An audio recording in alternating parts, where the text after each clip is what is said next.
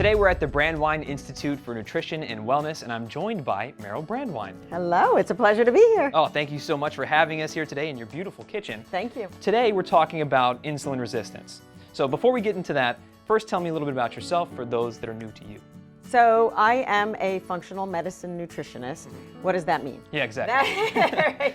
So it basically means that I use food as medicine, but really it's about getting to root cause of imbalances in the body. It is about understanding that symptoms in our body talk to us and tell us there's something going on. And really about understanding how we support the body as best as possible through food.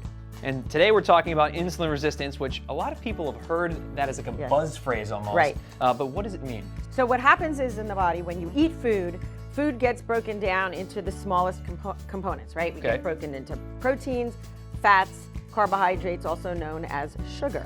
So when sugar enters the system, the pancreas goes, oh, hello there, sugar, I need to secrete insulin. Insulin packages up that sugar, and that is your little key to open up the lock into the cell, and it goes into the cell, and we use that sugar for energy. Right. Make sense? Yeah, it makes sense. Okay, so what happens when you have insulin resistance is for some reason, so the sugar, the insulin will latch onto the sugar, but it goes knocking on the cell wall, on the cell door, and the cell's like, yeah, no, we're good I'm on not that. letting you in.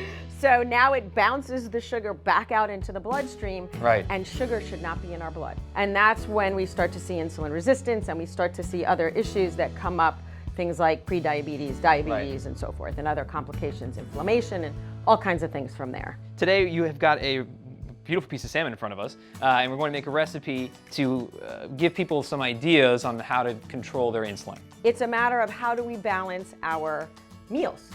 And so part of what I want to show you, because we're going to use mango today, right? People are afraid of like, oh my God, I can't have fruit if I am insulin resistant.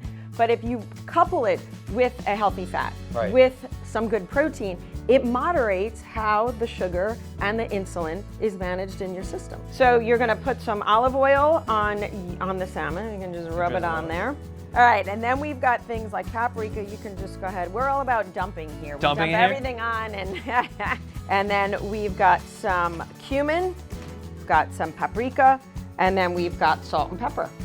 Perfect. And then the next thing we're gonna do is just mix our mango and avocado, and we're gonna just squeeze that on there, mix it up, and throw it on top of the salmon.